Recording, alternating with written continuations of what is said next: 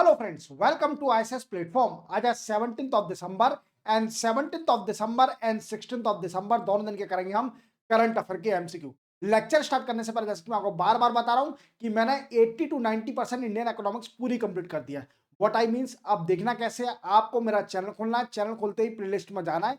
Playlist में जाओगे तो आपको एक प्लेलिस्ट का ऑप्शन दिखेगा, उसमें एक इंडियन इकोनॉमी का फोल्डर है जिसके अंदर सारे वीडियो अपलोडेड हैं। देख लीजिए, इंडियन इकोनॉमिक आपकी स्ट्रांग हो जाएगी। इवन हायर लेवल का पढ़ा है तो शॉर्ट लेवल का तो इजीली हो जाएगा।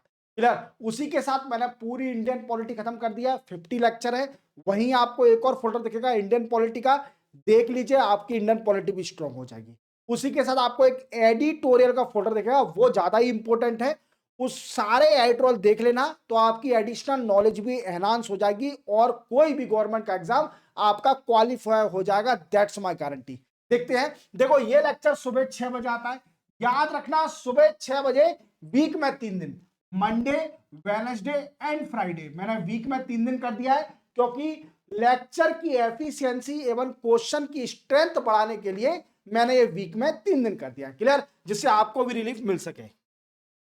देखो, ये मैंने 5 दिन पहले ही शूट किया है, बिल्कुल देखे।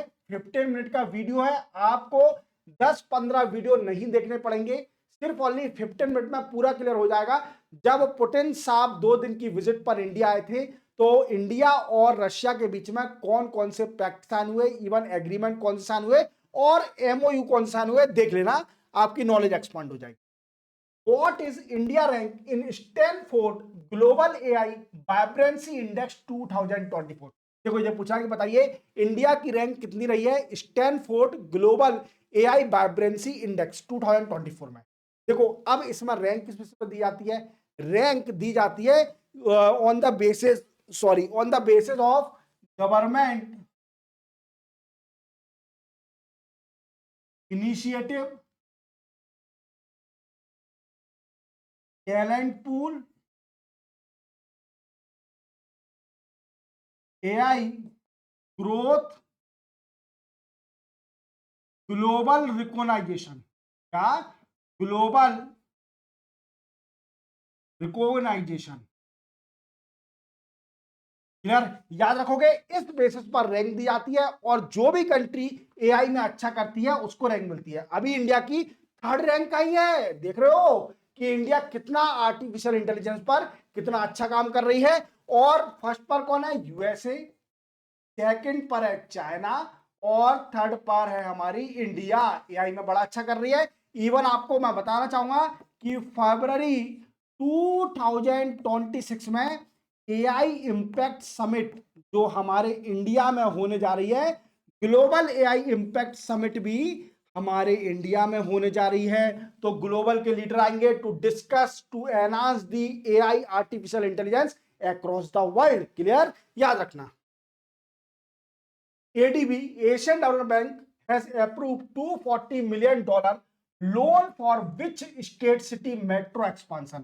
देखो, ये पूछ रहा है कि बताइए एशियन डेवलपमेंट बैंक ने किस सिटी के मेट्रो का एक्सपांशन करने के लिए अभी लोन अप्रूव कर दिया है $240 मिलियन का।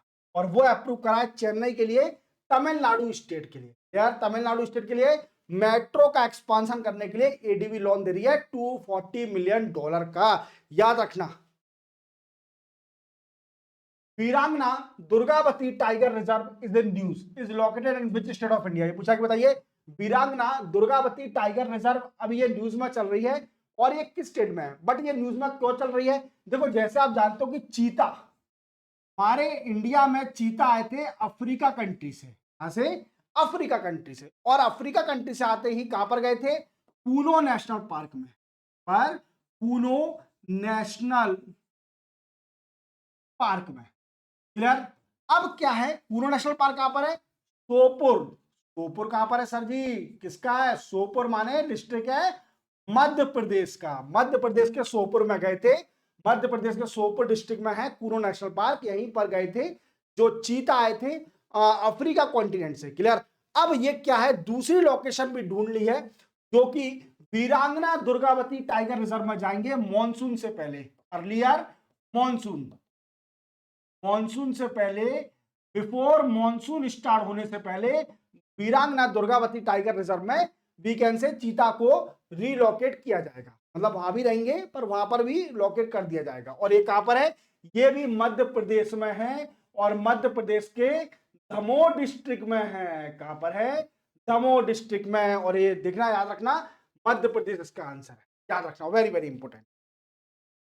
Who has been elected as the first woman president of Press Club of India? Press Club of India की पहली वुमेन प्रेसिडेंट बन गई हैं। इनका नाम क्या है, तो इनका नाम है संगीता बरोच। क्या नाम है, संगीता बरोच। नाम याद रख लेना, संगीता बरोच अभी फर्स्ट वुमेन बनी है प्रेस क्लब ऑफ इंडिया की। इंपॉर्टेंट क्वेश्चन है, आ सकता है।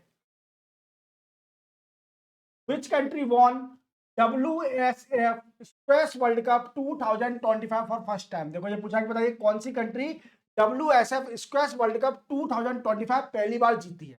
देखो जैसे आप जानते हो कि मैंने आपको प्रीवियसली बताया था कि ये वर्ल्ड कप चेन्नई में चल रहा है। कहां पर चल रहा है, चेन्नई में चल रहा है और अब कंप्लीट भी हो चुका है। और कौन सी कंट्री जीत चुकी है, हमारी इंडिया ने पहली बार जीता। तो हराया है, हांगकांग को हराया है। किसको, हांगकांग को हराया है फाइनल में। और हमारी इंडिया ने पहली बार ये वर्ल्ड कप जीता है। बड़ी खुशी की बात है कि होस्ट कंट्री ही जीत गई, हमारी इंडिया ही कंट्री जीत गई।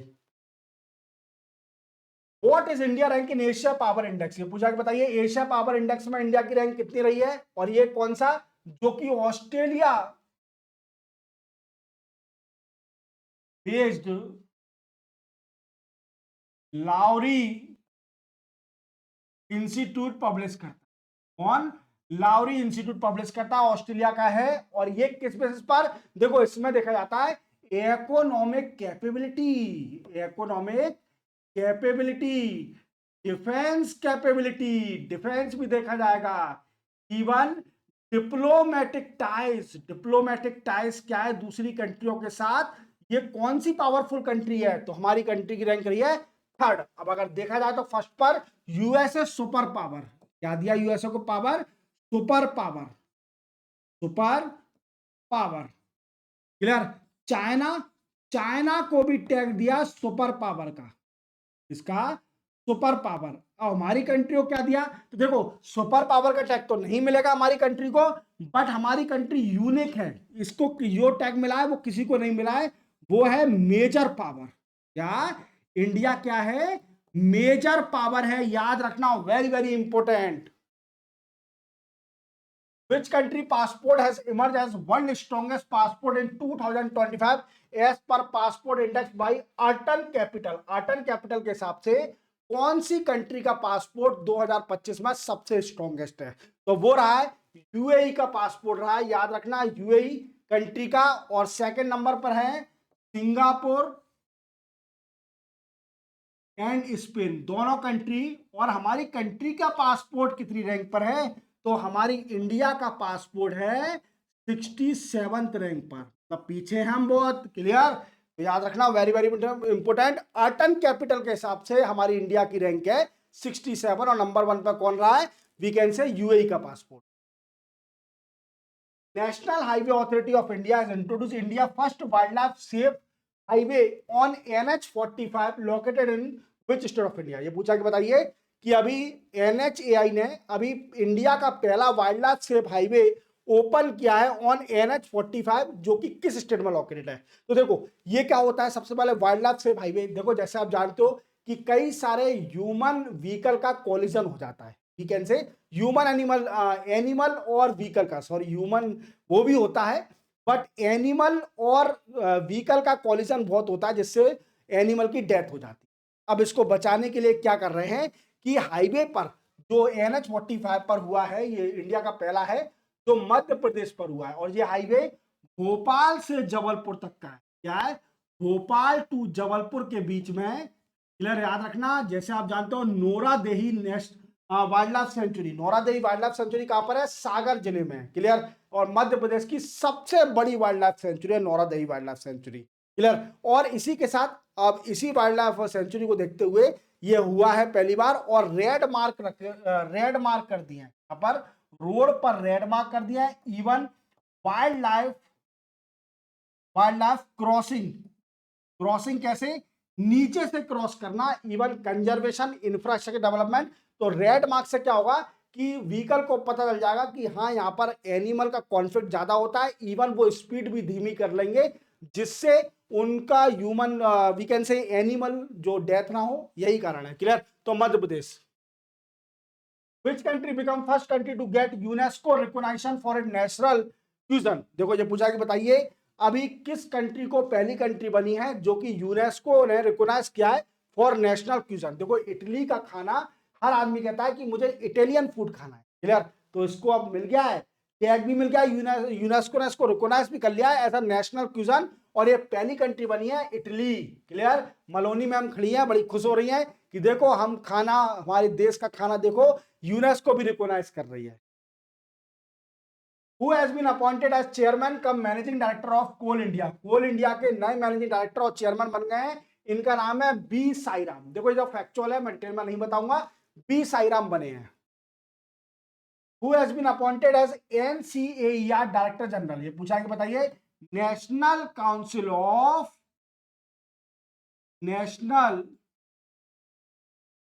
ऑफ एप्लाइड इकोनॉमिक रिसर्च के अभी डीजी कौन बन गए हैं? तो ये है सुरेश गोयल। सुरेश गोयल बने हैं, याद रखना, very very important. Who has been appointed as Chief Information Commissioner of India? Chief Information Commissioner of India कौन अपॉइंट किए गए हैं? इंपोर्टेंट क्वेश्चन है ये, 101% आएगा, याद रखना। और आप जानते हो कि इंफॉर्मेशन कमिश्नर, चीफ कमिश्नर का टेन्योर कितना होता है? इसका टेन्योर होता है 3 ईयर। पहले 5 ईयर था बट अमेंडमेंट हुआ, 3 ईयर कर दिया है इसका। और ये अपॉइंट करे गए राजकुमार गोयल। नाम बिल्कुल रट लीजिए, ये क्वेश्चन आएगा ही आएगा। चीफ इंफॉर्मेशन कमिश्नर के कौन अभी चीफ बने, इंफॉर्मेशन कमिश्नर के कौन चीफ बने हैं? तो ये है राजकुमार गोयल, याद रखना, वेरी वेरी इंपॉर्टेंट। ये फॉर्मर आईएएस ऑफिसर है और एक्स जस्टिस सेक्रेटरी भी है, याद रखना। और 3 ईयर का टर्न होता है चीफ इंफॉर्मेशन कमिश्नर का। Who has been appointed as SBI new MD? SBI के नए एमडी बन गए हैं और ये है रवि रंजन। रवि रंजन साहब ये स्टिल सितंबर 2028 तक एमडी रहेंगे, याद रखना, वेरी वेरी इंपॉर्टेंट फैक्चुअल है। Which railway station of India won National Energy Conservation Award 2025? ये पूछा बताइए कौन सा रेलवे स्टेशन इंडिया का अभी नेशनल एनर्जी कंजर्वेशन अवार्ड जीता है 2025 का? तो ये है मियाना रेलवे स्टेशन। और ये कहां पर है? ये है गुना में। अरे सर हम तो इंडिया से बिलोंग करते हैं, गुना कहां पर है? गुना डिस्ट्रिक्ट है मध्य प्रदेश के अंदर। पर है मध्य प्रदेश के अंदर, मध्य प्रदेश गुना में एक मियाना नाम से रेलवे स्टेशन है। इस रेलवे स्टेशन ने एनर्जी कंजर्वेशन अवार्ड 2025 अभी जीता है। प्रेसिडेंट मैम ने दिया है अवार्ड। और इन्हें क्यों जीता है?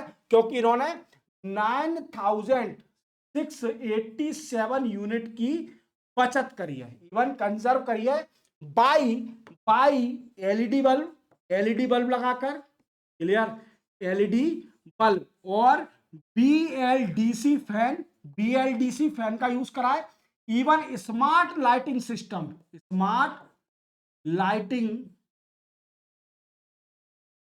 सिस्टम का यूज करके ये किया है। क्लियर? और अवार्ड मिला है। और अभी किस स्टेट टॉप पर आई है? स्टेट की बात भी करी जाएगी कि नेशनल का we can say national energy conservation award में कौन सी स्टेट टॉप पर आई है? तो वो रही है कर्नाटका। कर्नाटका को ये भी क्वेश्चन आएगा, कौन सी स्टेट टॉप पर रही है, किसको अवार्ड मिला है? तो कर्नाटका। दूसरे पर आंध्र प्रदेश, तीसरे पर केरला, याद रखना, वेरी वेरी इंपॉर्टेंट।